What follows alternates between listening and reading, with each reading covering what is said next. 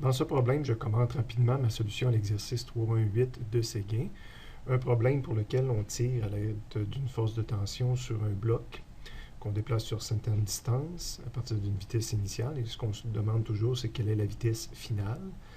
Mon point d'interrogation étant la vitesse finale, donc j'ai pris la définition de l'énergie cinétique finale qui fait apparaître justement ma vitesse finale, mais je n'ai pas le cas final. Je passe par dire que le cas final, je peux le calculer à l'aide de la variation d'énergie.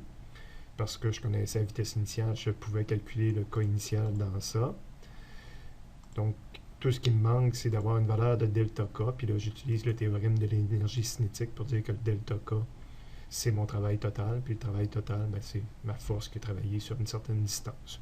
Donc, problème relativement simple, qui fait quand même appel à 1, 2, 3, 4 concepts de physique différents.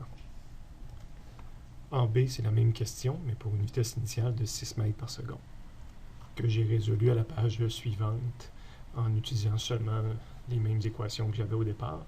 Remarque, quand on développe la partie mathématique du problème, on s'aperçoit que ma vitesse finale, évidemment, dépend de ma vitesse initiale, donc dépend de mon 5 ou de mon 6, plus un facteur qui est lié à la force que j'utilise, à la distance parcourue, puis à la masse.